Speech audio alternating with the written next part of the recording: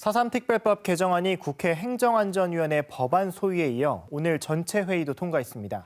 여야가 추가 진상조사를 놓고 막판 협의를 진행하며 의결까지의 과정이 순탄치만은 않았는데요. 국회에 나가 있는 취재기자 연결합니다. 신익환 기자, 4.3 특별법 개정안이 국회 행안위 전체 회의를 통과했는데 오늘 회의도 순탄치만은 않았다면서요?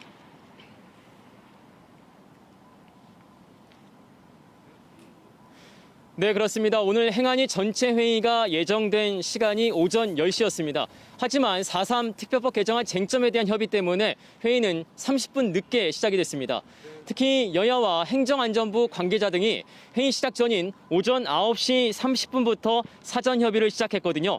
결과적으로 여야가 이 전체 회의 전후로 1시간 정도 4.3 특별법 개정안 쟁점을 놓고 협의를 진행했고 결국 절충안을 마련해 합의에 이를 수 있었습니다. 그렇다면 이 막판 쟁점이었던 추가 진상조사 문제 어떻게 정리됐습니까?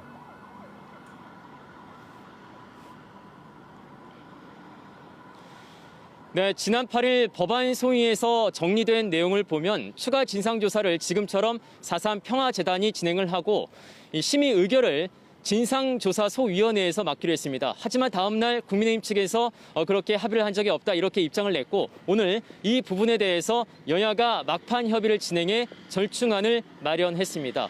일단 국무총리를 위원장으로 하는 4.3 위원회는 그대로 구성하기로 했습니다. 기존의 4.3 중앙위원회를 새로 구성하는 겁니다.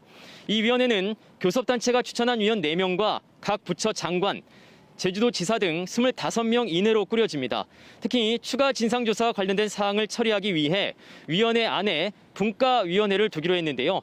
분과위원회에는 교섭단체 추천위원 4명과 외부 전문가 등 10명으로 구성하기로 했습니다.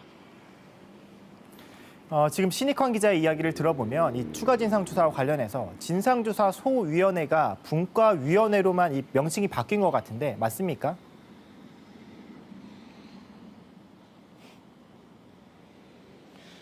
네, 그렇습니다. 큰 틀에선 그렇습니다. 앞서 말씀드린 대로 이 추가 진상조사는 지금처럼 4.3 평화재단이 진행을 하고 이 진상조사소위원회가 아닌 분과위원회에서 심의 의결을 맡도록 했는데요.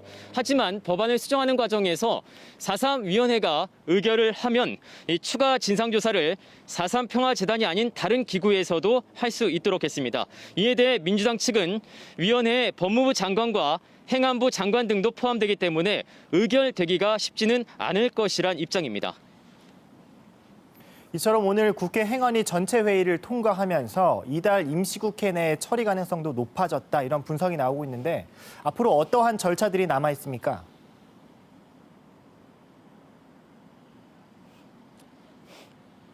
네, 오늘 행안위 전체 회의를 통과한 4.3 특별법 개정안은 25일 법제사법위원회에 안건이 상정됩니다.